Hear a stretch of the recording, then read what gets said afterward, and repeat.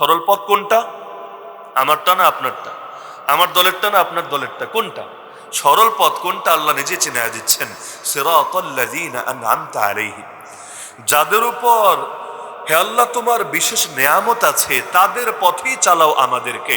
তার মানে নেয়ামত প্রাপ্ত বান্দা, নেয়ামত প্রাপ্ত বান্দাদের পথকেই বলা হয় সরল পথ, জান্নাতের পথ, মুক্তির পথ, শান্তির পথ। তাহলে অশান্তির পথ কোনটা? সরল পথের জায়গায় বাঁকা পথ কোনটা? গায়রিল মাগদুবি আলাইহিম ওয়ালাদ-দাল্লিন। দুই শ্রেণীর মানুষের পথ হলো বাঁকা পথ। এক নম্বরে যারা গজবগ্রস্ত, আল মাগদুব আলাইহিম মানে যারা গজবগ্রস্ত, যাদের উপর আল্লাহর গজব আছে, আল্লাহর রাগ আছে, আল্লাহর ক্রোধ আছে, আল্লাহর অসন্তুষ্টি আছে। আর দ্বিতীয়ত আদ-দাল্লিন, যারা পথ হারা, যারা বিপদগামী, যারা পথভ্রষ্ট। তাহলে তিন শ্রেণীর মানুষের কথা আছে সূরা ফাতিহায়। এক শ্রেণী হলো নেয়ামত প্রাপ্ত, দ্বিতীয় শ্রেণী হলো গজবগ্রস্ত, তৃতীয় শ্রেণী হলো পথ হারা বা বিপদগামী। মানুষের কয় শ্রেণী? তিন শ্রেণী। সূরা ফাতিহা যেহেতু নিয়মিত পড়েন, মাথায় রাখেন, ইনশাআল্লাহ লস হবে না। যদি কিছু লাভ নাও হয়, ইনশাআল্লাহ লস হবে না। এক নম্বর নেয়ামত প্রাপ্ত শ্রেণী, আমাদের পথ আর তাদের পথ এক হতে হবে, আলাদা হওয়া যাবে না। আর বাকি দুইটা হলো জাহান্নামের পথ, অশান্তির পথ, মুক্তির পথ না, বরঞ্চ সেটা ধ্বংসের পথ। সেটা কোনটা? গজবগ্রস্ত যারা তাদের পথ, আর বিপদগামী যারা, পথ হারা যারা, তাদের পথ। তাহলে গজবগ্রস্ত কারা, বিপদগামী কারা, নেয়ামত প্রাপ্ত কারা? এক হলো উদাহরণ আর এক হলো সংজ্ঞা। উদাহরণ দিলে তো নেয়ামত প্রাপ্ত মানে হলো, কোরআনে আছে উদাহরণ, আল্লাহ নিজেই বলে দিয়েছেন, ওয়া মান ইউতি'ইল্লাহ ওয়ার রাসূল ফাউলাইকা মা'আল্লাযীনা আন'আমা আল্লাহু আলাইহিম মিনান নাবিয়্যিন ওয়াস সিদ্দীকিন ওয়াশ শুহাদা ওয়াস সালিহিন। আল্লাহ নিজে উদাহরণ দিয়েছেন নেয়ামত প্রাপ্ত নবীরা, নেয়ামত প্রাপ্ত সিদ্দিকরা, নেয়ামত প্রাপ্ত শহীদরা, নেয়ামত প্রাপ্ত সালেহিন, নেককাররা। আর গজবগ্রস্ত কারা?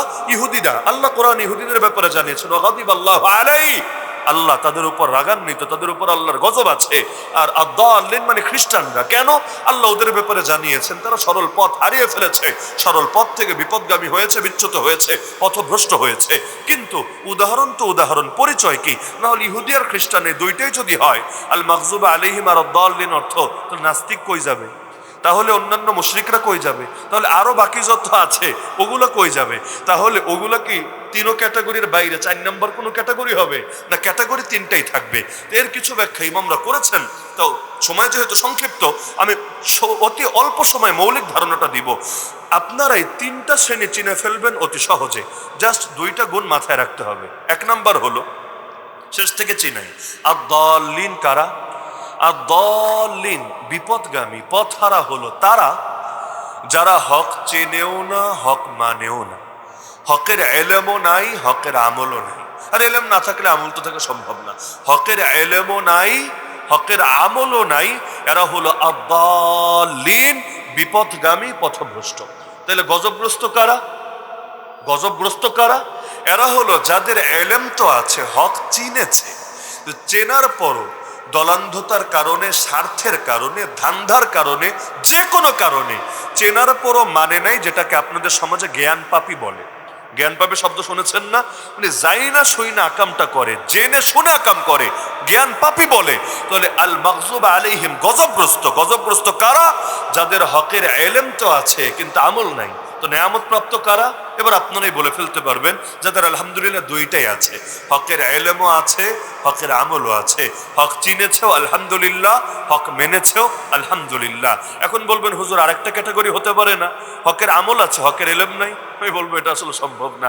এলেম ছাড়া আবার আমল থাকে কিভাবে? এলেম নাই কিন্তু আমল আছে, এটা কিভাবে সম্ভব? এটা কল্পনায়ও তো সম্ভব না, আর বাস্তবে তো এর কোনো উদাহরণই পাবেন না। তাহলে মানুষের তিন ক্যাটাগরি, এক হলো হক চেনেও না, হক মানেও না, আর এক হলো হক চেনে তবে মানে না, আর এক হলো চেনে এবং মানে। এই তিনটার মধ্যে সবচাইতে ভালো কোনটা আপনারা বুঝতে পারছেন?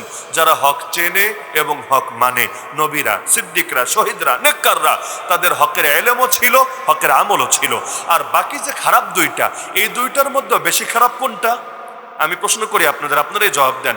দুইটা তো ক্যাটাগরি পেলেন, এক হলো চেনেও না, মানেও না, আর এক হলো চেনে কিন্তু মানে না। এই দুইটার মধ্যে বেশি খারাপ কোনটা? মাশাআল্লাহ, এমনি তো নাম সিরাজ না, আপনাদের নামই যে বাতি, প্রদীপ। মাশাআল্লাহ, আপনাদের বিবেকের বাতিও আছে, জ্ঞানের বাতিও আছে।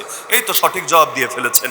যারা চেনেও না মানেও না, ঠিক আছে, এইটাও খারাপ, সন্দেহ নাই, এইটারে ভালো বলার যুক্তি নেই, মাথায় তুইলে নাচারও কারণ নাই। কিন্তু যেইটা চেনার পরেও মানে না, ওইটার চাইতে কম খারাপ। যেমন আমি একটা উদাহরণ দিলে ভালো বুঝবেন। আল্লাহ নবী একটা দোয়া করেছিলেন আল্লাহর কাছে, এবং যে দোয়াটা আল্লাহ কবুলও করেছেন। কি দোয়া?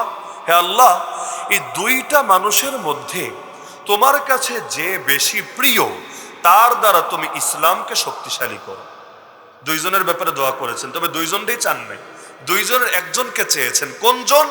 যে তোমার কাছে বেশি প্রিয়। দুইটাই কিন্তু খারাপ তখনও পর্যন্ত, দুইটাই অমুসলিম। কিন্তু দুই অমুসলিমের মধ্যে, দুই মুশরিকের মধ্যে তোমার কাছে যে বেশি প্রিয়, মুশরিক আবার বেশি প্রিয়, তুমি তার দ্বারা তারে নামাজি বানাও, তারে হেদায়েত দাও, এটাও না, তুমি তার দ্বারা ইসলামকে বিজয়ী করো, ইসলামকে শক্তিশালী করো। আল্লাহুম্মা আইজ্জাল ইসলাম বিআহাব্বি হাযাইনির রাজুলাইনি ইলাইক। কোন দুইজনের ব্যাপারে দোয়া করেছেন সবাই জানেন, আর এটা আপনাদের প্রশ্ন করলে আপনারা বলে দিতে পারবেন, কারণ আপনারা আসলে সিরাজ। মাশাআল্লাহ, নবী কোন দুইজনের ব্যাপারে দোয়া করেছিলেন? মাশাআল্লাহ, আসলে অবাক করা ব্যাপার না, সবাই কিন্তু জবাব দিয়েছে, এক দুইজন না। যারা মাদ্রাসায় পড়েছে তারাই, বাচ্চারাও জবাব দিয়ে দিয়েছে। আল্লাহ তাআলা আপনাদের জ্ঞানের পিপাসা আরো বাড়ায় দেয়। আল্লাহ তাআলা আপনাদের সবাইকে সাহাবীদের মতো কবুল করে দ্বীনের সৈনিকে পরিণত করে দেন। নবী দুইজনের ব্যাপারে দোয়া করেছিলেন। একজনের নাম আমর বিন হিশাম, যাকে আপনারা চেনেন আবু জাহাল নাম। আবু জাহাল নাম না, আসলে নাম না।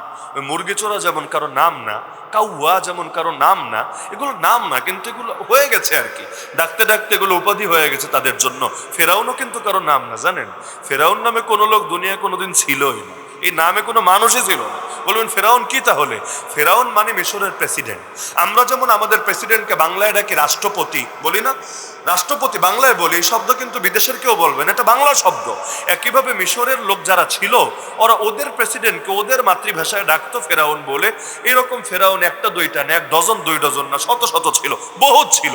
কিন্তু এর মাঝে একটা এমন ভাইরাল হওয়া হয়েছে, এমন আকাম করা করেছে, এই নামটাই গিয়ে ওর সঙ্গে লেগে গেছে। যেমন ধরেন পৃথিবীতে কাক তো কম নেই, সিরাজগঞ্জে বহুত কাক আছে, তো কাউয়া বললে সবাই একজনটাই বোঝে, কি আর করার আছে, ওই নামটাই গিয়ে তার সঙ্গে লেগে গেছে। তো ফেরাউন বহুত ছিল, বহুত, একটা দুইটা না, ভালো মন্দ সব ক্যাটাগরি মিলাই ছিল, কিন্তু এর মধ্যে একটার সাথে নামটা লেগে গেছে। এরকম কিছু কিছু নাম অনেকের সাথে লাগা যায়, কি বা করার আছে। তা আবু জাহাল শব্দের অর্থ হলো গণ্ড মূর্খ। অর্থ কি? গণ্ডমূর্খ বুঝেন? সাধারণ মূর্খ না, ভিআইপি টাইপের মূর্খ, মানে মূর্খতায় আর বিশেষ পিএইচডি আছে, এই পর্যায়ের মূর্খ, মহামূর্খ। অথচ তাকে সবাই চিন্তা আবুল হাকাম নামে, মহাজ্ঞানী। আগে চিন্তা আবুল হাকাম নামে, আর ইসলাম আসার পরে সবাই চেনে আবু জাহাল নামে। বলবেন নাম চেঞ্জ হয়ে গেল কেন? মহাজ্ঞানী হঠাৎ করে মহামূর্খ হলো কিভাবে? জ্ঞানী তো আর মূর্খ হয় না, জ্ঞানী আবার মূর্খ হয় কিভাবে? এমন তো হয় না যে রাতে ঘুমিয়েছে বুক ভরা জ্ঞান নিয়ে, সকালে উঠে ঘুম থেকে দেখে কিরে বুকটা খালি খালি লাগে কেন, এখন দেখে হায় হায় জ্ঞান তো সব নাই হয়ে গেছে। ঘুমের মধ্যে এগুলো কেউ ট্রান্সফার করে নিয়েছে বা ডাটা কেবল লাগায় সব পাস করে দিয়েছে, এই আশঙ্কা তো আর নাই। তাহলে যদি না থাকে, মহাজ্ঞানীকে মহামূর্খ কেন বললো? কারণ ইসলাম বুঝায় দিল, যে জ্ঞান দিয়ে আল্লাহ চেনো না, রাসূল চেনো না, হক বাতিল আলাদা করতে পারো না, ইসলাম সেটাকে কোনো জ্ঞানই মনে করে না। ওটাকে জ্ঞান বললে জ্ঞান শব্দের অপমান ছাড়া কিচ্ছু হবে না।